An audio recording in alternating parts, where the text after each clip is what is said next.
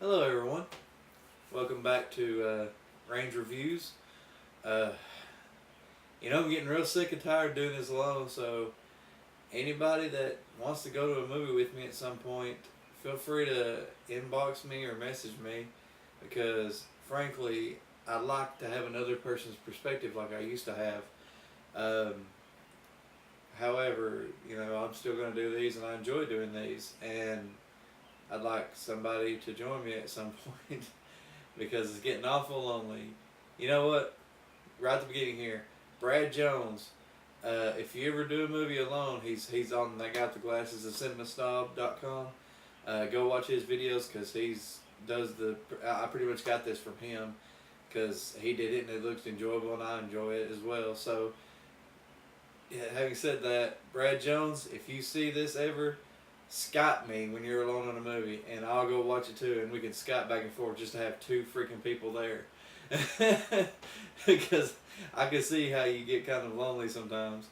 Um, but having said that, I went and watched Maleficent. I hardly can ever say that right, but you know what? I think I just did, so hopefully that works out. I probably screwed up throughout the thing. I probably misspelled it down below. I mean, I'm not sure yet. We'll find out when I write it in. Um, Initial thoughts of this movie. I mean, what do I say? Just kidding. I loved it. I really, really quite enjoyed this movie. If you see my top 12 or top 13 video, my favorite movie of all time is The Princess Bride. I love that movie with all my heart, and this is a close second, maybe third, maybe third. I really enjoyed Stardust, um, but Maleficent was initial thoughts a really good movie. Um, a lot of people call it a bad movie that they still love, but I don't think it was a bad movie at all. Um, I'm gonna have to put my glasses on just so I can read. I got my cheat sheet today because some of these names are just hard to remember. Um, Maleficent, as you all know, and if you don't know, God help you while you're watching this, is Angelina Jolie. She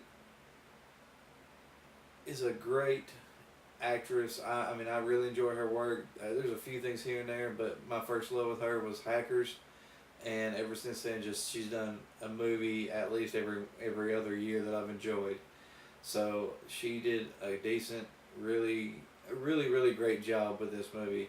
Um, did I see her play Maleficent? Yeah, because she kind of has that evil look. But having said that, this movie doesn't really focus on that. It has evil moments with her in it, but as a whole, she plays a really good character. Um, this retelling here is I won't say retelling because they change. Of course they take liberties, which I really had no problem with. I didn't know what to expect going into this. I thought it would be. I didn't think it'd be a Snow White movie. I knew it'd follow the villain of the story, which is Maleficent or the evil queen, um, from the stories from the Seven Dwarf and all that. But I just really didn't know what to expect, and I went in with kind of an open mind. Some people may have, some people may not have, but it was amazing. It was really a well crafted movie. Um, it begins with her as a child, played by. Let me go through here. Played by I don't want to give you no dead air. Isabel Malloy. She played young Maleficent, and you know what? It was she conveyed so much emotion in I'd say about the 20 minutes, 15, 20 minutes of the movie she's in, that just really caught you off guard. I mean, you really felt for this character. You're like, wow, she is just, well, she's on her own. She has no parents or anything. She lives in a tree with the other fairies and creatures of the world, and it's a beautiful world. It's an amazing things going on, and she ends up meeting a human boy, and she, of course, lets him go, gets him through the forest, and lets him back out into the human world, and they become good friends. And then later on, he disappears. He goes into the human world. He wants to greed, corruption, all that we focus on. He becomes part of.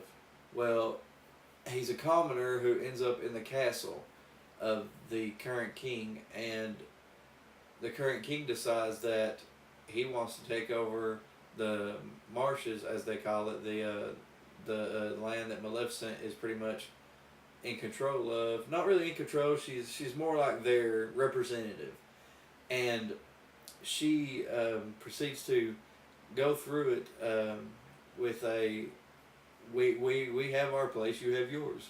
You don't need ours. Well, as she gets older and she becomes their protector, the lead fairy, if you will. She's not evil. She's not anything wrong. She's just trying to protect her people. And the current king wants to take over the marshes, and so he goes after her. Well, she proceeds to, which I thought was an amazing sequence, the fairies and the land itself, trees. If you remember the ants from Lord of the Rings, that's kind of what she gets a group of, but they look better in this movie. Which, I mean, of course, it's time later. They probably have done more things with CGI, but they look great. They come off evil yet not, kind of like foot soldiers, but it was just a great little ice sequence between them and the human race. Well, the human race in this movie, to take over and to to whatever. Well, of course, Maleficent proceeds to take beat the humans, and they go back to where they're coming from, and she takes down the king. He doesn't die or nothing like that. She just takes him down. She gets touched by iron, which fairies are burnt by iron. So the iron is, anytime it touches the skin, it's kind of like burning, like a grease burn, I guess, to us. She heals. It heals. She heals, however, as soon as it's removed from her. So she has that power, which comes into play later. So as the movie goes on, the king is about to die, and he wants revenge on Maleficent for pretty much defeating him. And lo and behold, who's taking care of the king but the boy that she saved? He now it shows him he's played by Charlo Copley. Um, he his name's Stefan, and he proceeds to go meet Maleficent and be like, "Look, they're gonna kill you. I'm trying to tell you, you don't need to, you don't need." I mean, he comes back after a couple of years, and she's a little perturbed because he took so long, but he's trying to protect her, and he's like, I don't want to see you get killed. Something's got to be done. And then they proceed to rekindle their friendship and rekindle their love for each other, I guess. And she falls asleep in his arms while after drinking a drink, which turns out he poisoned. Not really poisoned. It puts her to sleep. It's like a sleeping pill, a sleeping drug or something. And he is about to kill her, which was like, wow, Stefan. If he kills her, it's over. But what you see earlier in the movie is the king says, "Whoever can defeat her will get my crown," and he's on his deathbed. So Stefan decides not to kill her. However, he cuts off her wings, and I don't know if I mentioned that she has wings in this movie. He cuts off her wings, which causes her to not. She's used to flying throughout the beginning of the movie. She loves flying. Flying is one of her biggest joys, and pretty much it'd be like cutting off an arm to us, cutting off a leg to us. Cuts off her wings and takes them to the king. Says, "Look, I've defeated Maleficent," and I was like, "Wow." But it didn't come off evil at that point. It was like he cut the wings off to save her from dying, or that's what I took from it.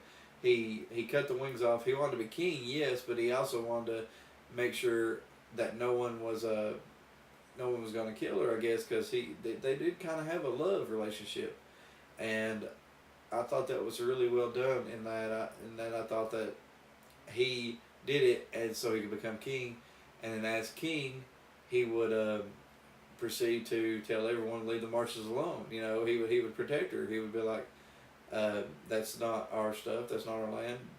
Yeah, let's just live with it." However, that is not the case. He becomes king, has a new wife, doesn't ever go back and apologize to Maleficent. Doesn't try to explain anything about why he'd cut the wings off. He just did it because he wanted to be king. And I thought they kind of missed an opportunity there where it could have been he was trying to protect her, but he wasn't. But it didn't matter. This movie still flowed very well. Um, and then Aurora, the daughter, proceeds to be born. And Maleficent being perturbed at the fact that he's not come around, he's not done anything, he cut her wings off, he's not apologized, she goes with three fairies who, in the land of the marshes, are the only ones trying to keep the peace between humans and them. However, the rest of them, Maleficent pretty much controls. She tells them what to do. She's their queen of the marshes. I think they call it something else. I can't remember, bogs or something, but I'm just gonna call it marshes. Um, but it's a beautiful land. The IMAX 3D was not really needed in this movie, but at the same time it was beautiful. The flying scenes with Maleficent, the skies, the mountains, the rivers, the valleys, everything looks beautiful in this movie. Um, but she goes there, and she of course puts the curse after the fairies try to give her beauty, um, happiness. You never be unhappy. So three fairies are doing that at the same time. Then Maleficent comes in, and at first I thought it was going to be something between her and the king, but Stefan just kind of goes like, "You're not welcome here. Get out." He's not a good character. He's not a good. He's not. In the movie, he's not a good. He's a character. He's just comes off like, "I did it. You can deal with it. Go on your way," and she proceeds to put a curse on the little girl that on her 16th birthday, she will prick her finger on one of the spindles and fall into a deep sleep. And he proceeds to beg her not to put that curse on her, not to take it off, to remove it. And she goes, and he begs her, and she goes, "I like that, beg again." So he gets down on his knees in front of all the people and begs her not to do it. So his character kind of comes off like, he's just trying to protect his daughter. Um, and then she says, "Fine." It's like, on her 16th birthday, she will prick her finger and falls to a deep sleep. It will not be forever. It will be until true love's kiss finds her. And she puts it on her, puts the curse on her, and it was really a touching scene.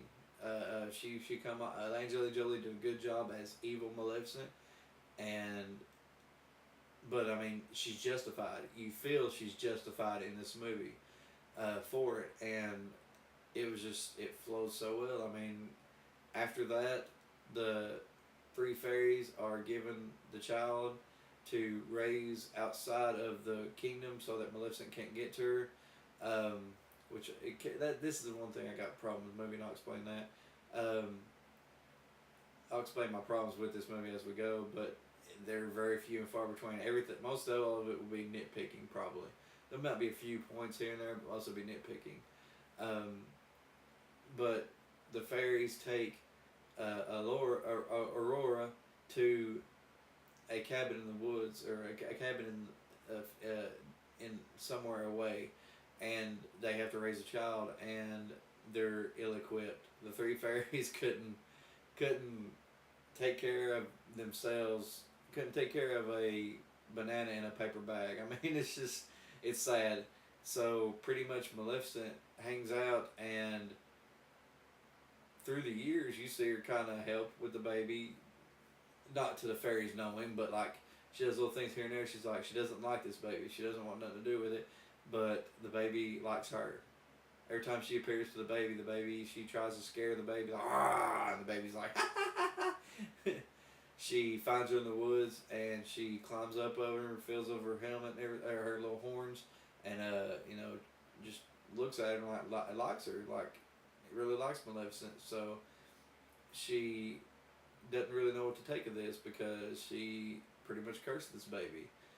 However, she looks after her. She ends up having a crow who she turns into a human because it's about to get beat by another human. So she turns into a human to kind of scare off the first human, and since she saved his life, he looks out for. He becomes her servant, does whatever she says. She proceeds to turn to different animals for different reasons. He he pretty much becomes the surrogate as well to Aurora, who is Sleeping Beauty, as you couldn't tell in this movie. Um, he just takes care of her. He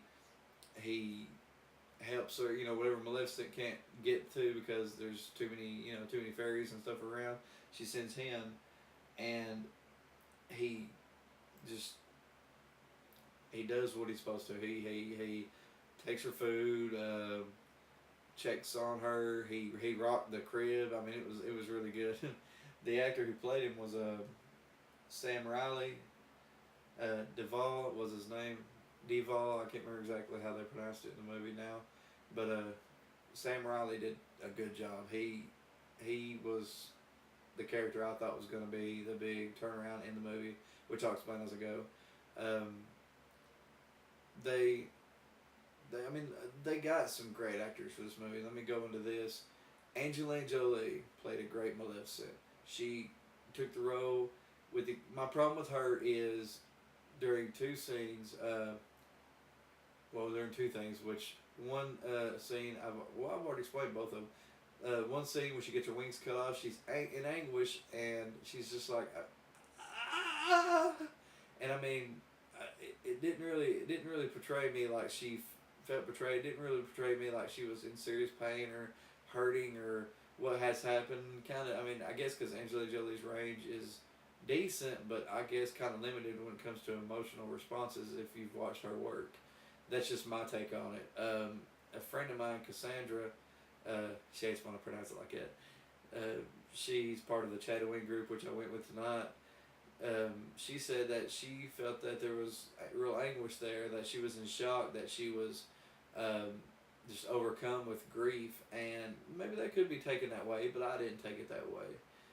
The other scene that we've already talked about that I have a problem with is they take Princess Aurora to the fairies go to this place to take care of her to keep her away from Maleficent, yet Maleficent knows where it's at, is there the whole time, watches over her for 16 years, just like, I mean, I don't know if she's waiting to see if the kid's gonna crack or what's gonna happen. I'm not sure what they was going with that, but it's like that scene had no point in the king sending the daughter away, other than making the king go crazy, which I'll explain as we go. Yeah, I just don't know. It was like, it made no sense why to send her away. But however, the king proceeds to remove all spindles with needles, throws them into the dungeon kind of area, burns them, make sure they don't affect anything of the future for Aurora. It really comes off like a father who just cares about his daughter and doesn't want it to happen. But then slowly but surely he goes crazy. He ignores the queen. He's just focused on Maleficent, like this revenge that he has to get on her. Because of that, he sends his group to destroy the marshes, and she builds a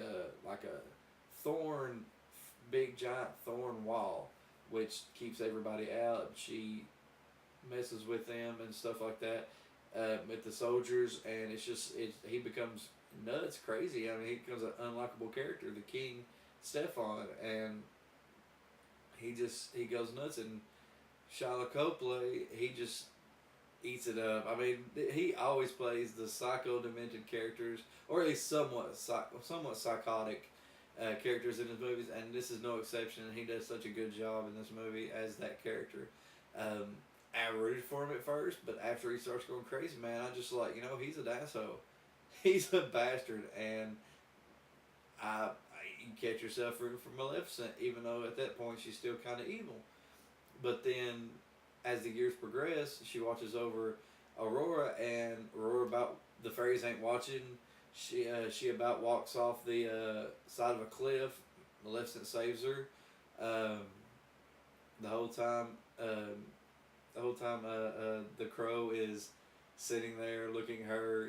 He's in the crow form. He's like, ha ha ha. See, I knew he's gonna take care of her. um, and he just kind of he his character was a great character when he was human form. He would kind of be the needle to Maleficent. You know, you're not quite evil while you're trying to be. You're not quite good. You should be though. And he was the moral compass, I guess, of the movie. And I really liked that character in this movie. Well, I liked all of them really. Um, as Aurora gets older, they it becomes them to take care of her. She proceeds to go to the wall of thorns, and that's where Maleficent ends up taking her into the area, and she calls her. She ends up waking up, seeing her, and calling her fairy godmother. And Maleficent's taken back by this. She goes, "Why do you call me that?" It's like, "Cause I've seen your shadow, and I've seen you follow me, just like the pretty bird, which she calls the crow in the movie. You've I've seen your shadow follow me since I can remember, which she really has since she was born." And then Maleficent proceeds to kind of watch her, let her look around at the marshes, at the world itself, and she's just really taken back by the fact that Aurora, or Sleeping Beauty, if you want, um, doesn't find it odd or anything. She loves Maleficent. She loves her like a fairy godmother. She becomes like a surrogate mother. And considering that she's got sent away and her other mothers in the castle, and then eventually dies before Aurora gets back to the castle, so she just is taken back by this, and Maleficent finally just starts treating her like a daughter. Explained to her that. She puts her to bed one night and goes. She tries to relinquish she cares for this girl now. She tries to relinquish I forget what it's called, the curse. She tries to remove it, but she said herself at the beginning, whenever she put it on, that no other magic shall remove this. Only the one that I set forth can. So even herself, trying to remove it, cannot remove it. She's stuck that way. Well, Aurora finds out about her father through she turns 16. She finds out from her not her fairy godmother. She finds out from the three fairies taking care of her that she is really a princess. That the king. She's supposed to go back to the king and all that. And she proceeds to do that and comes to her father. He's crazy. He's like, "You're here. Why you're here early? You shouldn't be here for another 16 years and a day, because that's when the curse is supposed to affect." And he gets upset and he puts her in a room and locks the door. Uh, and all he's thinking about is Maleficent is coming. Maleficent is coming. It's the curse is about to happen. She's coming, and he just goes nuts, crazy. He proceeds to build a wall to the castle himself of iron, which if she touches it burns her. So he pretty much makes thorns of iron at the front entrance of this castle. Um, she escapes, however. Aurora escapes her room, makes her way down, and the curse in fact happens. She ends up getting to the dungeon. The curse itself rebuilds a spindle, and she pricks it, falls asleep. Um, she ends up getting put in bed by the king, and the king's like, "See, this will happen, and no Maleficent's going to be here soon. I know she's going to be here. It's time to get her out. We got to get rid of her." I skipped over something here. While in the area of the marshes, she meets a prince. They have a moment together, and he's on his way to the castle, and he meets this girl. And he just kind of they had that fall in love moment like you expect in a Sleeping Beauty movie. Well, while she's laying there asleep, Maleficent ends up finding him, and he goes, "I'm looking for a girl," and she goes, "Of course you are." Puts him to sleep, puts him on her has a horse, creates the Devalos, I can never remember that name, Deval Samurai, into a horse, and takes him to the room. I mean, ends up getting through all that, takes him to the room to where through those thorns. She touches one, burns her a little bit, but she's able to re-heal it. But she ends up getting to the room. The fairies are there. She secretly does all this, like nobody sees her except for her and Duval, and she gets the prince to the fairies. The fairies drag him in there. He gives his kiss to they milk it for a minute, but he gives his kiss to Aurora. Nothing happens. So maybe he didn't do it right. So they proceed to run him out the room, and what I thought was going to happen was this: Duvall, Sam Riley, his character kind of built through this. Like, he really cared for Aurora, so I thought they was going to have him become the one kissing her and to wake her up. And so that's what I was expecting to happen, and that wasn't what happened. She doesn't wake up. Everybody's gone. Maleficent goes over there, starts crying. I tried to remove this cursed child. You didn't deserve this. You did nothing wrong. It wasn't your fault. It was between me and your father. And she cries and she says, "But from this point on, you will always be taken care of. No harm shall come of you." And she leans over and gives her a kiss on the forehead, and Aurora wakes up. True love's kiss was the fact that Maleficent had put her own needs aside and just cared for this child. She truly loved this child as her own. And I really, really, really, really, really freaking dug that that's kind of what they did. Some people may have seen it coming. I really didn't. I was expecting Sam Riley, or somebody else. I don't know. I didn't expect it, and it was just like, wow. I really liked that, the way they did that. Well, so she decides that it's like, child, what you want to do is fine with me. If you decide to stay here, you stay here. If you want to come back with me, you can. Well, she decides to go back to the marshes with Maleficent, and as they start to leave, they go into a room where Maleficent gets captured with iron. What is that called? An iron, not cage, but they drop a net, like an iron net, onto Maleficent, which is burning her and everything like that. She tells Aurora to escape. She ends up turning Sam Riley from a crow I think it was a human time. Well, no, not a crow.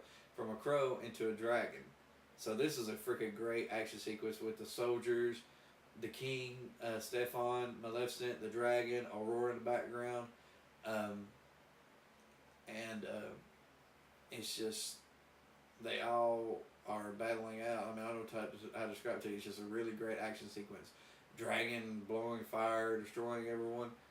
Well, Stefan gets his people to put shields around him and Maleficent, and they proceed to battle. He has full iron weapons, iron suits, so that should she touch him, she's gonna burn herself.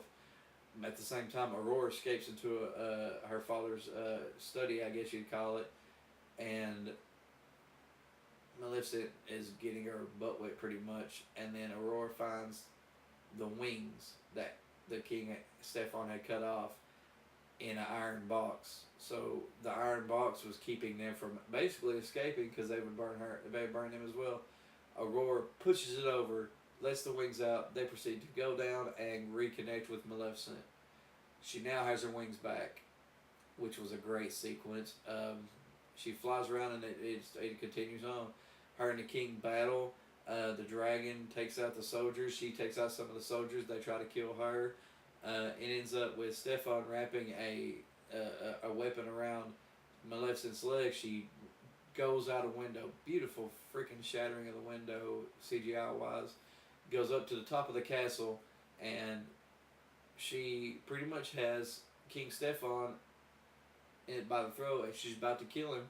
And she goes, "No, it ends here. This is not going to happen." And she just about walks away. Well, of course, he doesn't let that happen. He wants her dead. So he jumps at her. They both go off the edge. She has wings now, so she just kind of flies there. He doesn't. You just see him fall to his death. And the only thing I got a problem with this is when he hits, it's just kind of there. I mean, there's no like breaking of the bricks or nothing like that. I mean, it's a big fall. There should be something. It just looks like he's just laying there dead. Well, nobody really cared because he was such an evil bastard at the end that it's kind of accepted. Now Aurora is queen basically because she's the only one left as heir. Well, she decides to go live in the marshes as well, and it just kind of, and at the end, I like the ending here. what they do is Maleficent's not queen. She turns everything back the way it used to be. You know, it's kind of darkened. It removes the wall of thorns, makes it back into the way it used to be before she became evil or got treated the way she was by Stefan, showing that true love didn't exist, even though it did between her and Aurora because they loved her like mother and daughter. Well, she puts a crown on Aurora and says she's queen of the marshes, but also she's queen of the human realm. So they combine that. I mean, it's pretty much a combination. She's the queen of all. And Aurora, throughout the movie, was a beautiful presence, really sweet girl, never had an evil intention in her body, so it was really a good thing. Um, and that's how they end the movie. My final thoughts of this movie, amazing. It is by far, I know I say that word a lot, I hate to say that word a lot. It is a very good fairy tale. A very well done fairy tale. A very great retelling of a story that most everybody knows and loves. And I will probably buy this on Blu-ray. It might not make my top 10 movies or top 13 movies. It might not move anybody out. It may not really at this point, but it's definitely my second favorite fairy tale behind The Princess Bride. Um, Stardust, I have to say, I enjoy Stardust, but I think I kind of like this better. My final thoughts are this should be a go to the theater and see. Maybe not 3D IMAX, you probably don't need a 3D, but I think you should watch it in theater just because it's a really well done movie. And I'm happy I got to see it, and I hope you enjoyed this review. Please like, comment, subscribe. Check out Chatooine, ChatTooine on Facebook. You can find my Facebook there, Jeff Rayne Eakin, or whatever at Facebook. Drop me a line if you'd like to see my review on a certain movie, or if you'd like to do a review with me. I would love it. I'm gonna try to attempt later to do um, maybe more comedic review of an older movie. I'm a big fan of the Nostalgia Critic and that guy with the glasses. I'm a big fan of the Cinema Snobs, so I'm gonna try and see if I can do that later. If you have any suggestions on movies you would like to see me do, or one that you think I'd probably freak out over and hate, drop me a line. And thanks again. Have a good day.